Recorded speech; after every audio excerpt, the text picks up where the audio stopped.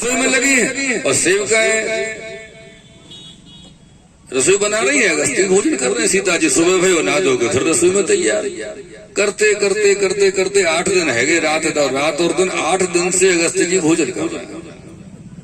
राम जी की आज्ञा है ना भोजन करना है। सीता जी 8 दिन में बेचारी पूरी तरह थक गई, रात दिन भर भोजन बनानो, कितना भोजन। सीता जी जैसी सुकुमारी।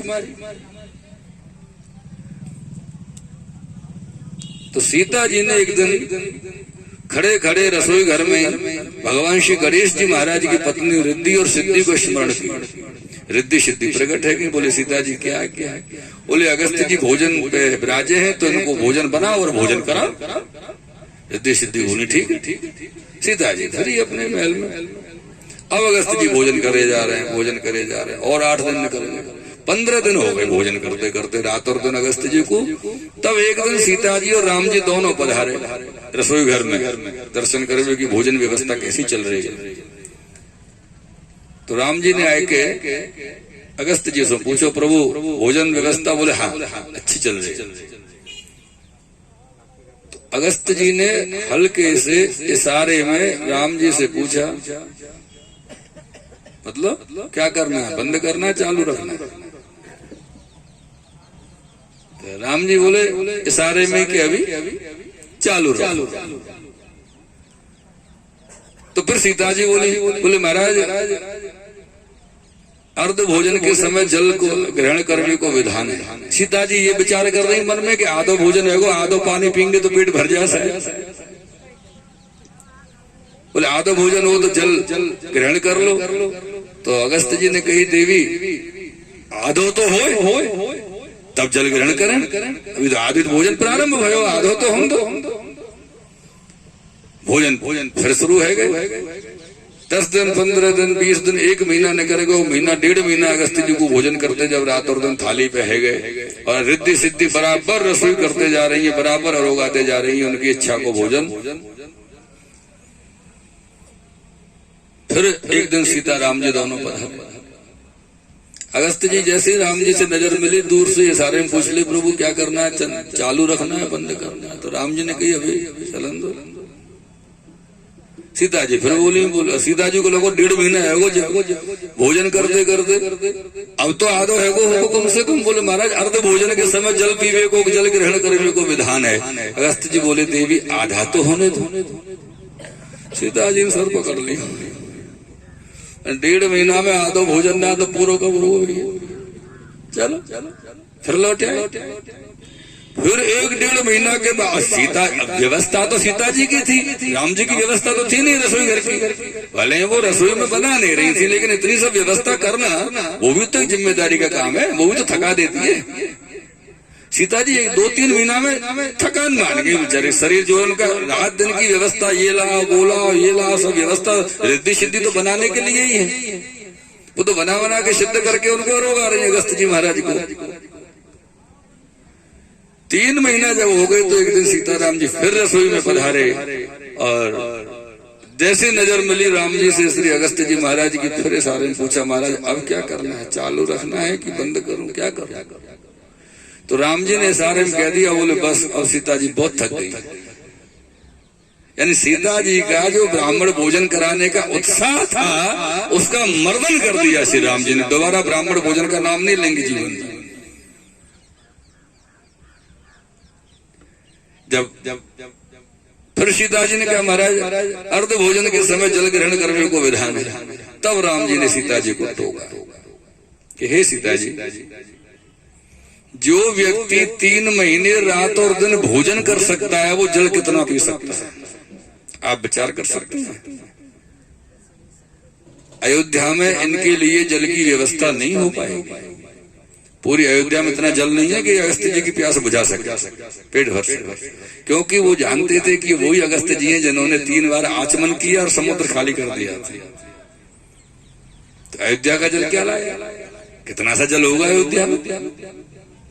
तो राम जी ने उस समय वचन दिया था। बोले अगस्त्य जी महाराज मेरी पत्नी सीता ने आपको भोजन कराए हैं और द्वापर के अंत में गिरिराज धारण के समय मैं आपको जल ग्रहण कराऊंगा। तो ये 7 दिन 7 रात्रि जो मूसलाधार बारिश हुई वो सुदर्शन चक्र के द्वारा ठाकुर जी की कृपा से पूरा जल अगस्त जी के मुख में गया, इसलिए ब्रज में नीचे नहीं आए। ये लीला थी इसके पीछे।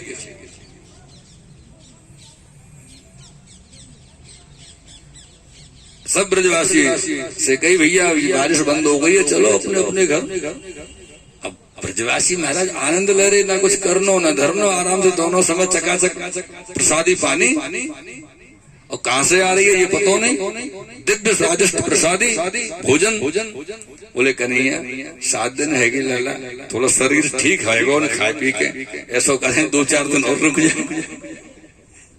ठाकुर जी बोले आवाज 2-4 दिन नहीं, 2-4 मिनट भी नहीं निकलो आप, पधारना पधराने मुख गिरिराज जी।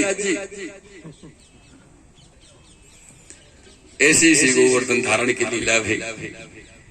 जब इंद्र ने अपने गरुड़ को नीचे भेजो दूत को कि भैया देख क्या ब्रज बह गयो कि है, तो गरुड़ ने आके इंद्र से कही कि देवराज वहां तो धूल उड़ रही है, बूंदों न पहुंची को। अब इंद्र की स्थिति खराब। ऐसो कैसे है? बोले ऐसे भैया आप खुद देख लो, इंद्र ने ऊपर से देखो तो धूल उड़ रही है ब्रज में, तो एक बूंद नीचे आई ना। तब फिर नारद जी ने इंद्र को सजेशन कियो, यानी कि सलाह दी और समझायो कि इंद्र अगर तू अपने जीवन सुरक्षित चाहे तो नंद नंदन से जाके माफी मांगे, क्योंकि वो कोई साधारण नहीं, साक्षात पर ब्रह्म परमेश्वर है, साक्षात कृष्ण है, गोलोकाधिपति है। कौन से पति? गोलोकाधिपति, अकेले गोलोकपति नहीं, गोलोक और अनेक लोकन के जो अधिपति अकेले हैं वही तो श्री कृष्ण है। तो ये इंद्र सुरभि गाय ऐरावत हाथी को संग लेके ब्रज में आए। श्री गिरिराज जी पे वास में श्री ठाकुर जी अपने ग्वाल वालन के संग में गौचारण के लिए पधारे थे। गिरिराज जी के शिखर पे आप विराजे। दूर से ही इंद्र ने जब देखो कि ठाकुर जी गिरिराज जी के शिखर पे विराजे हैं, तब ऐरावत से उतर के इंद्र दंडवती करतो करतो ठाकुर जी तक गए। और अगर व्रज के प्रमाणन को देखे तो कामवन के पास में कल परसों जो यात्रा कामवन में थी अपनी, वहां के पास इंद्रौली गांव में, वहां इंद्र उतरे हो अपने ऐरावत से, वहां से दंडोत करतो गिरिराज जी तक गए। कम से कम ना तो 25-30 किलोमीटर तो हो कर बाकू बड़ी बात नहीं, वो हमारी जैसा थोड़ी हो छोटो। हाँ वो भी तो लम्बो दगड़ो जल्दी कर ली होगी यात्रा पूरी, पर दंडवती करतो जाको हम अपनो इष्ट माने, जाको हम अपनो परम स्नेही माने, जाको हम अपनो आराध्य मानते होए, वाकई थोड़ी सी नाराजगी से अपन डर के वाको दंडवत ही करी जाए। दंडवत करने से उनको ये लगे कि सामने वाले ने मेरे सामने अपने मान को क्षीण करके मेरे सम्मुख समर्पण कियो है, याली वाको क्षमा बने।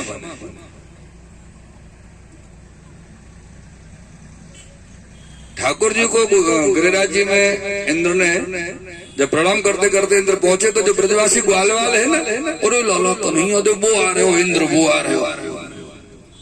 अच्छा कन्हैया तुमको तो देख ले इंद्र, हम डंडा सबके हाथ में लगना, गाय चरावे के सोटा हवाल 4-4 6-6 में करें सेवा।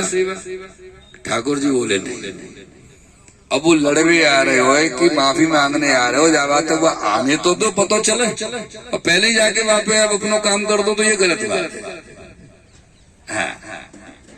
तो ठाकुर जी ने ब्रज भक्तन को रोक्यो और रोक के वहां सबको बिठाया। इंद्र आयो, इंद्र ने आके ठाकुर जी को प्रणाम की और अपने जो है सुरभि गाय के दूध सु आकाश गंगा के जल सु श्री ठाकुर जी को अभिषेक कियो है। और वह अभिषेक को नाम पड़ो गोविंद अभिषेक।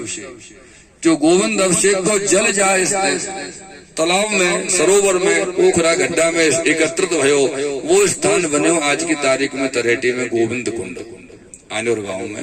ये ठाकुर जी के गोविंद अभिषेक को स्थान है। ये गोविंद कुंड बहुत उत्तम स्थल है अपने आप में। और वो दिन तो मुझको याद नहीं है कौन सो दिन आवे, बाकी 12 वर्ष में एक मुहूर्त ऐसा आवे।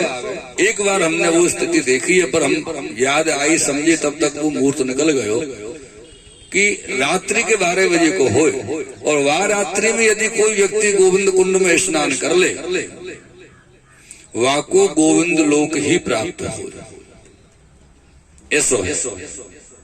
पर वो मुहूर्त 12 वर्ष में एक बार एक 1.5-2 घंटा के पीरियड के लिए आ गया। और हमें तो जब पता चली, हम छोटे हते रात में तो पता